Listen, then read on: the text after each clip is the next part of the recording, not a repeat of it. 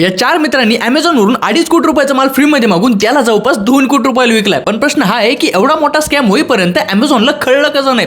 चला सगळी स्टोरी सांगतो. राहुलने एकदा अमेझॉनवरून काहीतरी ऑर्डर केलं, पण त्याला ते डॅमेज प्रोडक्ट निघाल्यामुळे त्याने आपल्या एका मित्राची मदत घेतली जो ऑलरेडी अमेझॉनमध्ये काम करत होता आणि त्या मित्रामुळे त्याला इझिली रिफंड सुद्धा मिळालं. मग याच इन्सिडेंटमुळे राहुलच्या डोक्यात एक खुरापती आयडिया आली. मग त्याने अजून 2 मित्रांनी आयडिया सांगितली आणि त्यांना सुद्धा ही आयडिया लय आवडली. आता हे 4ही फाउंडर त्यांच्या एरियामधल्या सिम डिस्ट्रीब्युटरकडे गेले आणि त्याला म्हणाले की तू आम्हाला लोकांच्या नावावरती सिम कार्ड काढून दे आणि आम्ही तुला प्रत्येक नंबर मागे पैसे देतो. मग या चौघांनी वेगवेगळ्या नंबरवरून अमेझॉनवरती मल्टिपल अकाउंट्स बनवले आणि टीव्ही, फ्रीज, मोबाईल, लॅपटॉप सारख्या महागड्या आयटम्सला हे ऑर्डर करायचे आणि रिटर्न करताना काही वस्तू पाठवून द्यायची आणि रिफंड करून घ्यायचे. आणि नंतर जे त्यांच्याकडे ओरिजिनल प्रोडक्ट्स राहायचे त्यांना हे 30 ते 40% डिस्काउंट वरती सेल करून टाकायचे. आणि असला स्कॅम करून यांनी 1.5 वर्षात जवळपास 2 कोटी रुपये छापले. इथपर्यंत सगळं नीट चाललं होतं, पण ते एक चूक करत होते जी त्यांच्या लक्षातच येत नव्हती. त्याच्यामुळे अमेझॉन टीमला एक दिवस डाऊट आला आणि यांचा स्कॅम पकडला गेला, कारण ते ऑर्डर आणि रिटर्न एकाच ऍड्रेसवरून करायचे. मग याच्यावरून तुम्हाला काय शिकायला भेटलं कमेंटमध्ये नक्की सांगा आणि अशाच बिझनेस स्टोरीसाठी फॉलो करायला काय विसरू नका राव.